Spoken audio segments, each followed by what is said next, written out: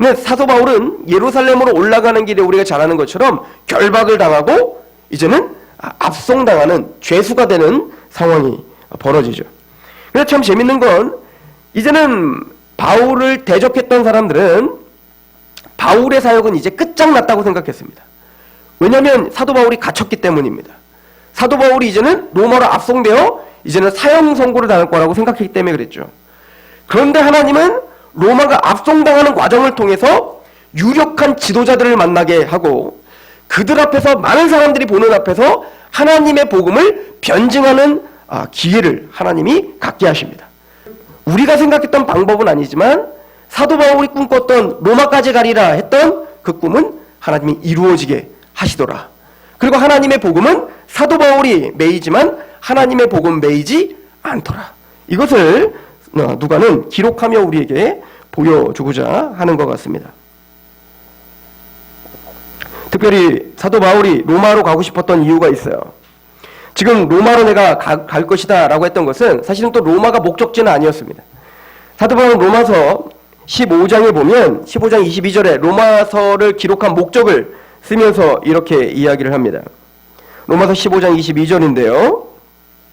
그러므로 또한 내가 너희에게 가려 하던 것이 여러 번 막혔더니 이제는 이 지방에 일할 곳이 없고 또 여러 해 전부터 언제든지 서바나로 갈 때에 너희에게 가기를 바라고 있었으니 이는 지나가는 길에 너희를 보고 먼저 너희와 사귐을 얼마간 기쁨을 가진 후에 너희가 그리로 보내주기를 바람이라. 사도 바울이 로마에 가고자 했던 이유는 뭐냐면 로마를 하나의 전초 기조로 삼고 싶었던 겁니다. 왜냐하면 로마는 세계의 중심이었고 또 서바나로 가는 중간지대였기 때문에 로마에 잠깐 머물러 서바나, 지금으로 말하면 스페인입니다. 그 스페인까지 가고자 했던 거예요. 그럼 사도 바울이 왜 그럼 스페인까지 가려고 그렇게 몸부림을 치며 그렇게 마음으로 그렇게 스페인 서바나까지 가려고 했을까요? 주님의 말씀 때문에 그런 거예요. 주님께서 땅끝까지 이르러 너는 나의 증인이 되라 라고 했을 것입니다. 이렇게 했단 말입니다. 사도 바울이 원래는 그래서 아시아 쪽으로 가려고 했었죠. 아시아 쪽으로 갈 것인가 유럽 쪽으로 갈 것인가를 고민을 하다가 아시아 쪽으로 가려고 이제 사도 바울은 짐을 챙겨서 가려고 할 때 우리가 잘 아는 대로 환상 중에 하나님은 아시아가 아닌 유럽으로 돌리게 됐다고요. 만약에 그때 사도 바울 하나님이 아시아로 그냥 가게 냅뒀다면 한국까지 왔을 수도 있겠죠. 사도 바울이 왔을 거예요. 자, 그런데 사도 바울은 하나님이 이제는 서쪽으로 돌렸기 때문에 자기가 그럼 서쪽으로 갈 수 있는 땅끝이 어딘가를 생각했던 것입니다. 합리적인 생각을 했던 거예요. 주님의 말씀을 의지하여 자신이 생각해 본 겁니다. 그러면 주님의 말씀에 의지해서 내가 땅끝까지 가야 되는데 주님은 분명히 나에게 또 모든 제자들에게 땅끝까지 이르러 내 증인이 되라 말씀하셨는데 내가 갈 수 있는 땅끝은 어딘가 라고 했을 때 바로 서바나였던 겁니다. 즉 그 대륙의 마장 땅끝이었던 스페인까지 가려고 했던 거죠. 오늘 로마도 보아야 하리라 라고 하는 제목으로 말씀을 전하는데 오늘 사실은 이 바울이 어떻게 하나님의 인도하심을 받는지에 대한 방법을 오늘 말씀을 통해서 보려고 하는 것입니다. 우리가 인생을 살아가야 되는데 하나님의 사람으로서 하나님의 음성과 하나님의 주권에 얽매여 우리가 하나님 앞에 살아야 되는데 사도 바울은 누구 못지않게 그렇게 하나님의 주권 가운데 살았던 사람 아닙니까? 그래서 사도 바울이 어떻게 하나님의 인도하심을 받았는지를 바라보면서 우리 또한 어떻게 우리가 오늘날 살아가는 동안에 하나님의 뜻대로 살아갈 수 있는지를 원리를 배우려고 하는 거예요. 사도 바울은 우리와 다른 점이 하나 있었습니다. 그는 사도였어요. 사도. 그래서 에베소서에 보면 2장 20절에 보면 사도들과 선지자들은 너희는 사도들과 선지자들 더 위에 세우심을 받았다라고 합니다. 그러니까 이 사도는 보통 성도들 아무리 오늘날 거룩한 삶을 산다 할지라도 사도와는 구별된 사람임을 우리는 기억하셔야 되는 거예요. 사도는 교회의 토대입니다. 그리고 그 교회의 토대는 사도 자체가 아니라 사도가 우리에게 전해준 말씀이 토대라는 뜻인 거예요. 그러니까 사도가 직접 기록했던 성령님의 감동으로 하나님의 계시로 직접 기록한 하나님의 말씀만이 우리의 모든 교회 성도의 토대가 된다라고 말하고 있는 거거든요. 그리고 에베소 3장에 보면 이제는 사도에게 성령으로 나타내신 것처럼 계시하신 것처럼 다른 세대에서는 그렇게 말씀하시지 않으셨다. 이렇게 이야기를 하죠. 그러므로 이 사도 바울은 하나님의 직접적인 계시를 받지만 그것은 사도기 때문에 가능한 겁니다.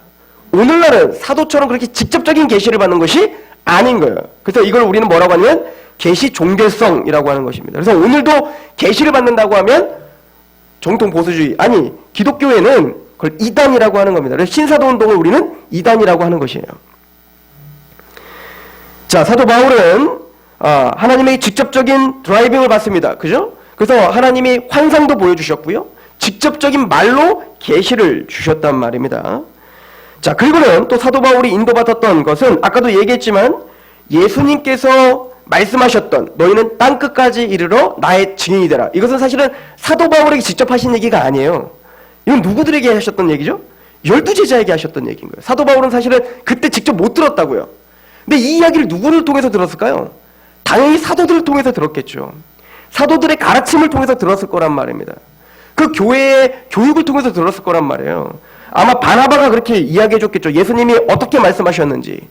그러니까 사도 바울 또한 이미 하나님이 사도들을 통해서 말씀하신 그 말을 말씀과 성경으로 믿었던 겁니다. 그리고 어떻게 했다는 거예요? 그 말씀을 기준으로 해서 합리적인 생각을 했던 거예요. 아, 그래 주님이 땅끝까지 이르러 증인이 되라 하셨으니 내가 땅끝이 어딜까? 내가 갈 수 있는 땅끝은 어딜까? 라고 했을 때 기도를 했더니 갑자기 아메리카다. 서바나가 땅끝이 아니라 너는 물 건너가면 아메리카가 있단다. 라고 말씀하시지 않았다고요. 자기가 생각할 수 있는, 지금 생각하면 잘못된 생각이죠. 왜냐면 땅끝이 서바나가 아니야. 그죠? 삥 돌아가지고 지구는 둥그니까 땅끝은 사실은 그 바울이 서 있는 곳이 땅끝이죠. 그래서 사도 바울이 생각할 수 있었던 땅끝은 뭐였어요? 그 당시에. 자기가 생각하는 합리적인 생각은 서바나였단 말입니다. 그러니까 우리가 하나님 앞에 인도하는 방법은 거룩한 하나님의 말씀을 기준으로 해서 그 말씀을 생각해 보는 겁니다. 하나님이 나를 통해서 어떤 일을 하시려고 하실까? 이 말씀이 나에게 어떻게 적용돼야 되는 것일까를 생각하셔야 되는 거예요. 그래서 히브리서에 보면 우리에게 하나님의 뜻을 분별하는 방법을 제가 반복적으로 설명해 드렸죠. 지각을 사용하여 연단을 받아 하나님의 뜻을 분별하라 이렇게 말합니다. 즉 지각을 사용하는 겁니다. 하나님의 말씀을 읽고 그 말씀의 원리를 가슴에 새기고 생각하는 거예요. 그리고는 실수할 수 있고 또 그 말씀대로 살았더니 승리할 수도 있죠. 그러나 그 연단을 통해서 하나님의 뜻을 분별하는 겁니다. 이것이 하나님의 백성들에게 주신 하나님의 뜻을 분별하는 방법이다라고 이야기하는 것이죠.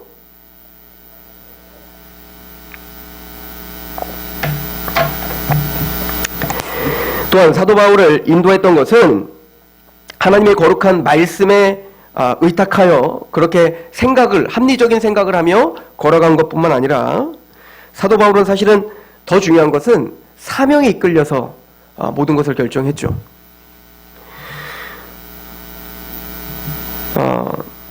우리가 잘 아는 대로 사도 바울은 예루살렘으로 가면 그 당시에 아가보라고 하는 선지자가 있었어요. 그 당시에는 아가보라고 하는 선지자가 있었는데 그 선지자가 사도 바울에게 예언을 했습니다. 당신 예루살렘으로 가면 안 됩니다. 예루살렘으로 올라가면 당신은 그곳에서 결박을 당하고 큰일 납니다. 라고 예언을 했죠. 그때 사도 바울이 에베소 교인들을 불러서 나중에 이제 그 예루살렘으로 가기 전에 마지막으로 에베소에 있는 장로들을 부릅니다. 이게 사도행전 20장에 나오는데요. 그때 에베소에 있는 장로들에게 마지막 고별 설교를 하면서 내가 성령의 이끌림을 받아 예루살렘으로 올라가는데 그 예루살렘으로 올라갈 때 주께서 내가 그곳에 가면 결박을 당한다고 하더라. 그러나 내가 주께서 나에게 주신 사명을 마치려 하면은 내 생명을 조금도 아끼지 아니하노라. 그리고 난 예루살렘으로 올라가겠다는 겁니다. 좀 우리랑 좀 다르지 않아요? 제가 어렸을 때 저희 어머니가 예언 기도를 많이 받으러 다니셨다고요. 산으로 들로 막 이렇게. 저도 꼭 따라갔다고요. 얘가 어디 대학교를 가야 잘 풀릴까요? 이러면서 가는 거예요. 물론 이렇게 얘기하지는 않았어요. 하나님의 뜻은 무언가를 했지만 저는 어떻게 들렸냐면 얘가 어디 대학교를 가야 얘가 앞으로 잘 되나요? 그랬더니 그분도 막 기도를 하면서 저한테 해주는 말이 있어요. 이 대학교를 가면 얘는 패망하고 이 대학교를 가면 얘가 잘 풀립니다. 이렇게 얘기해요. 우리 복채 받더라고요. 점을 치는 겁니다. 그러나 잘 생각해 보십시오. 요셉을 생각해 보세요. 요셉처럼 하나님의 임재 가운데, 게다가 구약시대예요. 하나님의 직접적인 계시가 있었던 구약시대란 말입니다. 그 시대에서 요셉은 하나님의 꿈을 꿨죠. 그런데 그 꿈은 항상 나타났던 게 아니었어요. 요셉은 그리고 자신의 그 모든 삶을 하나님 내가 이곳에 갈까요? 저곳에 갈까요? 짜장면 먹을까요? 짬뽕 먹을까요? 한 이 직장 갈까요? 저 직장 갈까요? 하나님 내가 이걸 할까요? 말까요? 그걸 물어보지 않았다고요. 세세한 걸 하나님께 물어보지 않았어요. 또한 그 물어볼 때에도 자신의 어떤 이기적인 탐욕을 채우기 위한 기도를 하지 않았단 말입니다. 근데 사실은 기도원 가서 예언기도 받으시는 많은 분들, 아니 받아보신 적 있지? 다 받아보셨잖아요. 안 받아보셨어요? 전 받아봤어요. 받아봤을 때 그 중심이 뭐죠? 잘 되고 싶은 거예요. 하나님의 뜻이라고는 이야기하지만 고난당하기 싫은 겁니다. 잘 되고 싶은 거예요.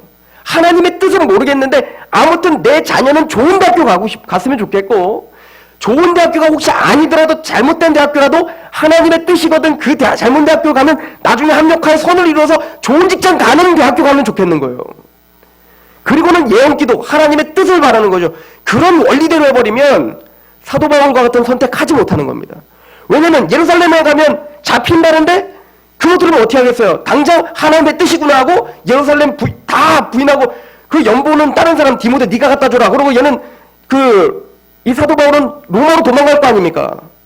그래서 사도 바울은 그곳에 가서 내가 잡히든 환난을 당하든, 아니 환난을 당한다는 걸 알고 있었다고요. 그런데도 사도 바울은 그걸 선택해서 가는 거예요. 왜죠? 자신의 사명을 마치려 하면은 자신의 생명을 아끼지 않기로 결정한 겁니다. 누가 어떤 예언을 하건 안 하건 그것이 자신의 사명을 움직일 수 없는 겁니다. 이게 맞는 거예요.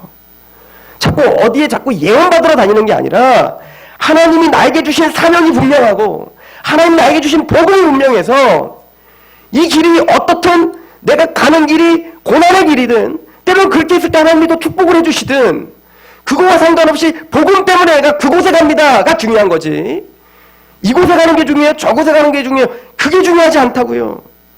여러분들이 이 직장 가는지 저 직장 가는지 하나님이 무슨 상관이십니까? 죄범하는 거 아니라면 우리는 어느 직장에 있든 내가 어떤 사람이냐가 중요하다고요. 너는 그 직장에 가서 그래 잘 풀렸어. 근데 사명이 없다면 하나님 뜻이 아닌 거죠. 근데 그곳에 또 고난을 당합니다. 그런데 그곳에 사명 가운데 하나님의 사명이 붙들려 있다면 그 사람은 그곳에 고난을 당하지만 그곳에서 성공한 거죠. 모든 재산이 풍지박산을 나더라도 세상 사람들은 거봐라 하나님 믿는 사람이 왜 그 모양이냐라고 해도 내 마음에 하나님의 사명이 분명하다면 그 사람은 성공한 길을 가고 있는 거 아닙니까? 이게 요셉의 삶이었습니다. 요셉이 하나님이 꿈을 보여줬죠. 어떤 꿈을 보여줬죠? 너에게 11별이 너에게 절할 거라는 거 아니에요? 또 11집단들이 11볕집단이 자신에게 절한다는 거 아니에요? 그 형님들이 자기에게 절한다는 거예요. 자신 왕 된다는 거예요. 높은 자리에 간다는 거 아닙니까? 요셉 사실은 그 꿈이 뭔지 정확하게 몰랐습니다. 또한 그 꿈은 세세한 그의 삶을 정해주지 않았어요. 요셉은 자신이 어떻게 살아야 될지도 몰랐단 말이에요. 막막했단 말입니다. 막막했으니까 그렇게 잡혀가죠.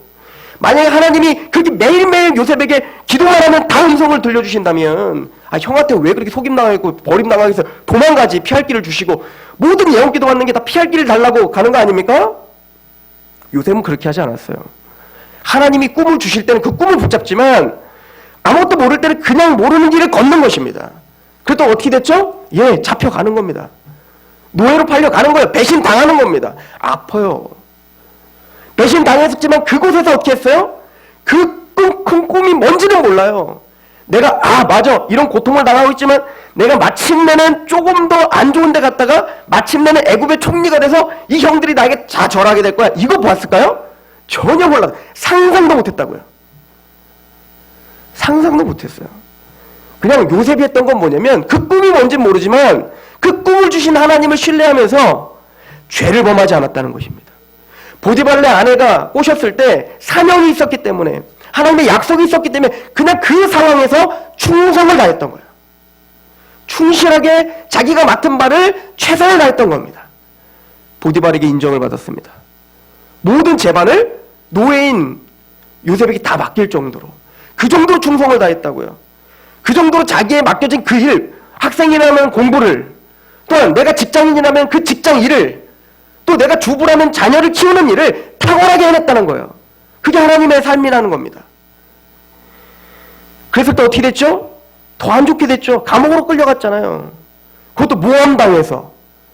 그때 요셉은 기도하지 않았습니다. 하나님, 내가 어떻게 하면 이 보디발의 회사에서 나갈 수 있을까요? 하나님, 이 보디발의 아내가 나를 꼬시는데 한번 넘어가 줄까요? 말까요? 그런 거 기도 안 했어요. 안 넘어가는 거예요. 왜요? 요셉은 하나님의 원리를 알았습니다.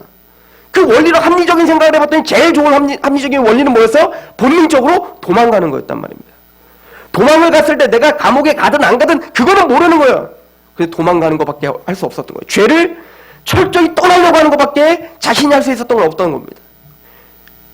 술 먹어. 술 한 번 더 자를 거야. 도망가는 겁니다. 그랬더니 진짜 잘렸다는 거예요. 요셉은. 더 안 좋은 감옥으로 갇혔습니다. 요셉은 자기가 할 수 있는 최선을 다했습니다. 그리고는 그 간수장들의 또 인정을 받습니다. 그리고는 자신의 은사를 가지고 이제는 술 먹는 관원장, 떡 굽는 관원장, 그들에게 꿈을 해석해 주죠. 그 꿈을 해석해 준 다음에 자신이 할 수 있는 최선을 다해서 당신이 나가거든 나를 좀 말해달라라고 하는 얘기를 한다고요. 근데 2년 동안 어떻게 해요? 그는 잊어버려요. 그러니까 자신이 최선을 다했지만 살아남지 못하는구나 깨닫는 거예요. 인내의 시간이었습니다. 요셉은 다 하늘이 무너지는 것 같았겠죠. 나는 왜 인생이 이럴까? 왜 나는 배신당했을까? 왜 난 고난이 있을까? 원망 안 했겠어요? 우리 사실은 이렇게 너무 설교를 쉽게 하는 것 같아요. 요셉은 원망하지 않아 복받았습니다. 웃기지 마세요. 요셉이 정말 원망 안 했겠습니까? 다윗도 그렇게 원망을 하는데 사울에게 쫓겨다니면서 하나님 앞에 원망하는 기도를 했지 않습니까? 내 뼈가 다 상했습니다. 하나님은 뼈가 상해서 너무너무 두렵고 하나님 저 대적하는 원수를 죽여주십시오 라고 하는 이르감이 있었죠. 요셉에겐 그런 두려움이 없을까요? 아니요. 저는 시편의 고백들을 보면서 요셉이 얼마나 두려웠을까? 요셉이 얼마나 힘들었을까를 우리는 보게 된단 말입니다. 그런 요셉은 드디어 인생 말년에 총리가 되어서 형들이 자신의 무릎 앞에 꿇었을 때 드디어 하나님이 자신에게 준 언약이 무엇인지를 그때 깨닫는 겁니다. 그렇게 이렇게 고백합니다. 창세기 45장 5절부터 8절인데요.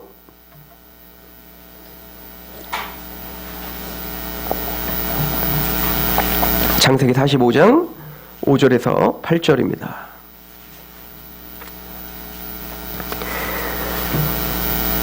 당신들이 나를 이곳에 팔았다고 해서 근심하지 마소서, 한탄하지 마소서. 하나님이 생명을 구원하시려고 나를 당신들보다 먼저 보내셨나이다. 이 땅에 2년 동안 흉년이 들었으나 아직 5년은 밭갈이도 못하고 추수도 못할지라.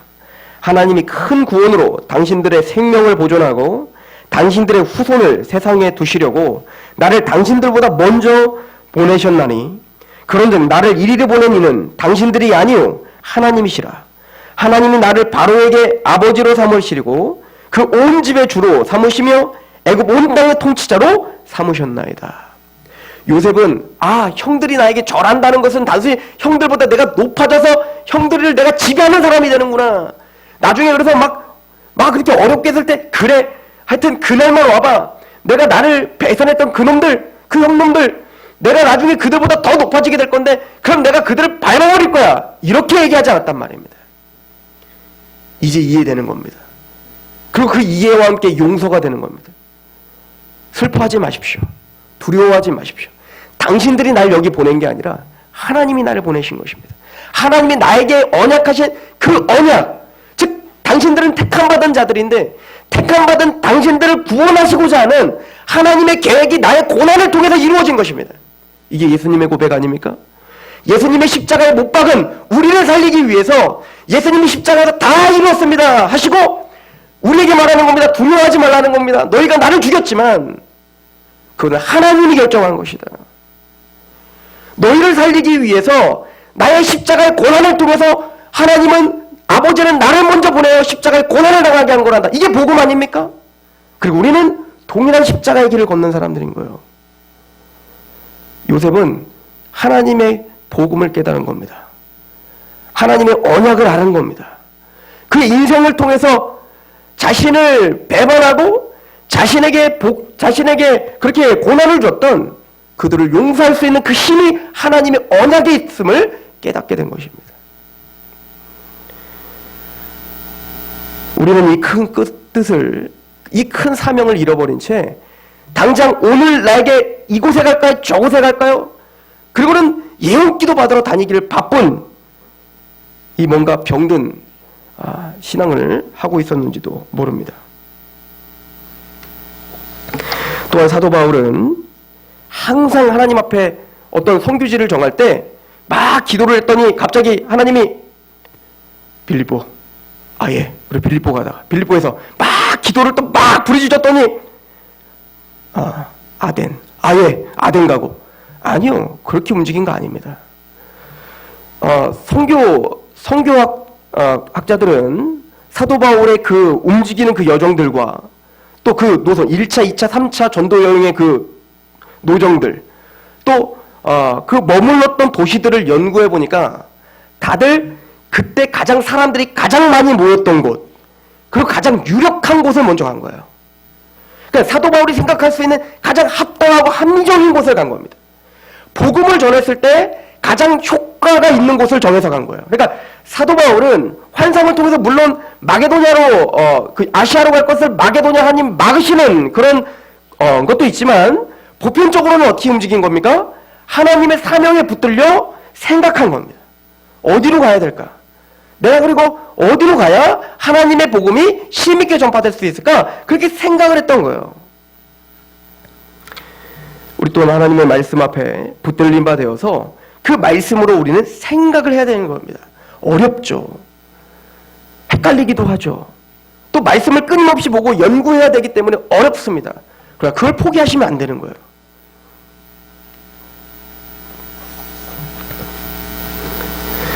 사도 바울은 고린도전서 10장 33절에 나와 같이 모든 일에 모든 사람을 기쁘게 하여 자신의 유익을 구하지 아니하고 많은 사람의 유익을 구하여 그들로 구원을 받게 하라. 사도 바울은 자신의 유익을 구하며 살지 않았습니다.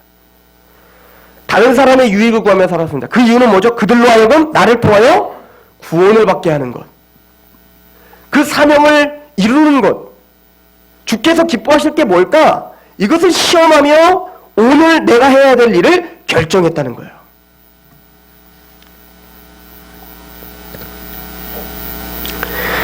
사도 바울은 그렇게 결정하고 마음을 다해 그렇게 목적지를 정했습니다. 그게 바로 로마였던 것입니다.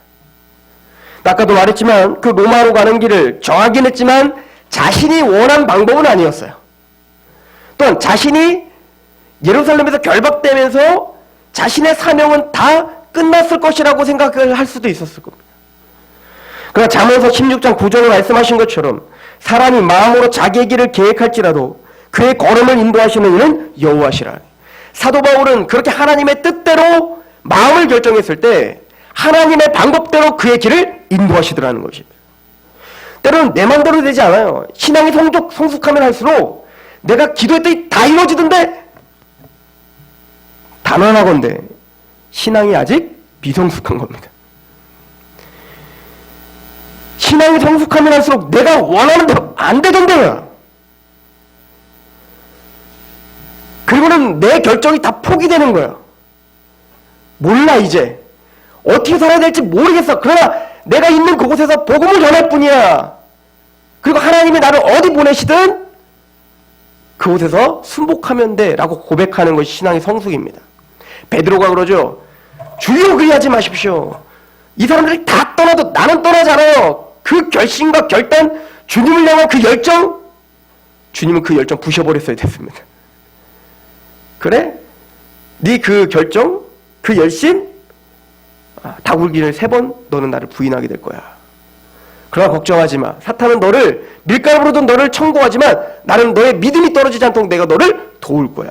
그럼 마지막 3번이나 예수님 부인한 후에 예수님이 다시 찾아가셔서 마지막 하는 얘기가 뭐죠? 너는 내 양을 먹이고 내 양을 치고 내 양을 먹여라 하고 말씀하신 게 뭡니까? 너는 지금 너의 힘대로 너의 생각대로 지금 걸어다니고 있지만 그때가 되면 마지막 때 네가 늙어서는 남이 띠띠어진 대로 가게 될 것이다. 성령님의 이끌림에 따라.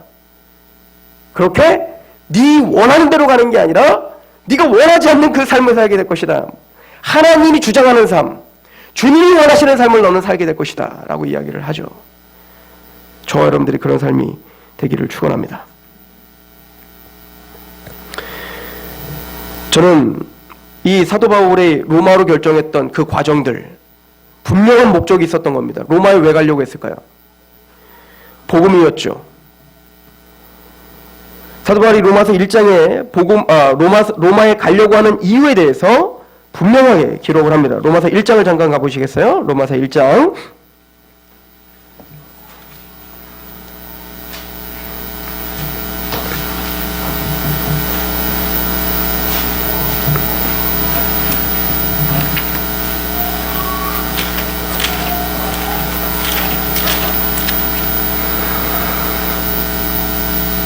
로마서 1장 우리 13절입니다.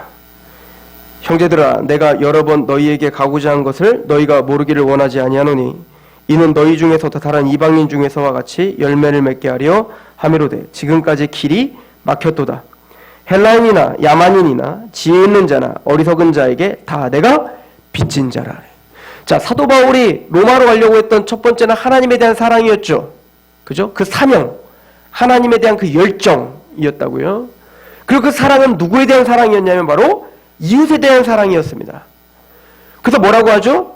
헬라인이나 야만인에게나 지혜 있는 자나 어리석은 자나 다 내가 어떤 자다? 빚진 자라는 거, 빚진 자.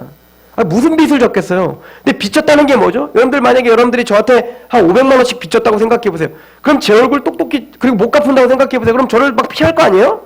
그러다 저를 딱 마주치면 어떤 마음이 들까요? 막 불편할 거 아닙니까? 빚졌으니까. 편하지가 않은 겁니다. 뭔가 찜찜한 거예요. 그리고서 사도 바울은 그 어떤 누구를 만나도 항상 찝찝한 겁니다.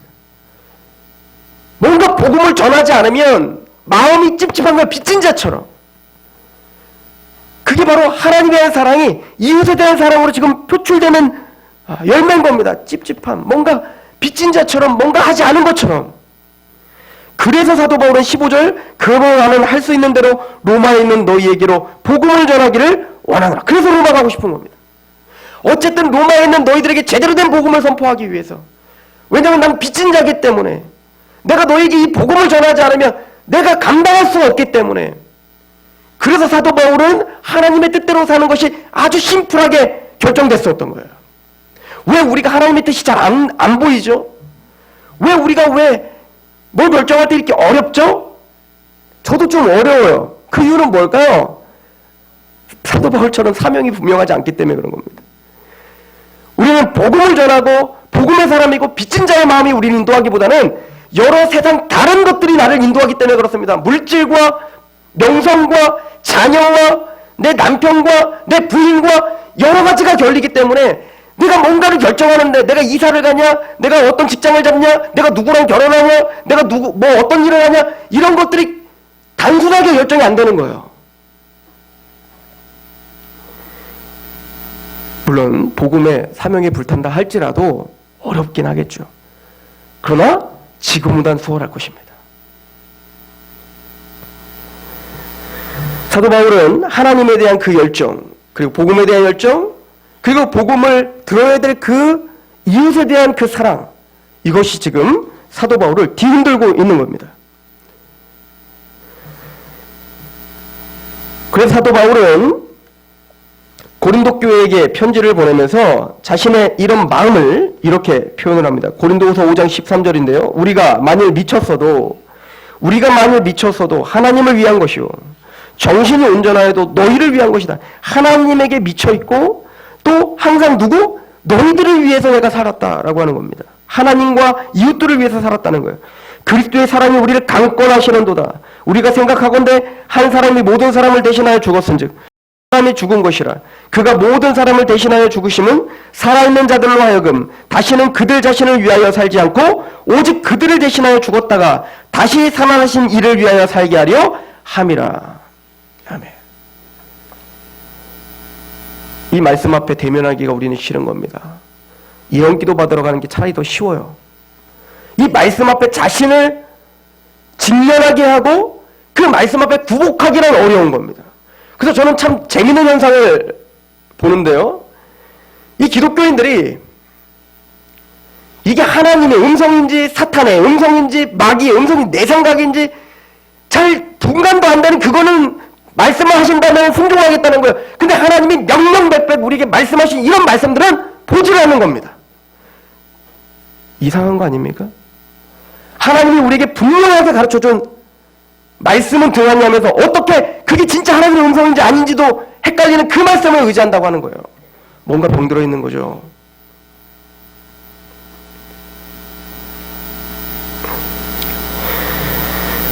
사도 바울의 그 기도를 들어주셨습니다. 로마로 가게 하시는 거예요. 요한복음 15장 7절 너희가 내 안에 거하고 내 말이 너희 안에 거하면 무엇인지 원하는 대로 구하라. 그러면 이루리라. 무엇인지 원하는 대로 구하라. 그럼 이루리라. 왜요? 사도 바울이 원하는 것은 하나님이 원하는 거기 때문에 그렇습니다.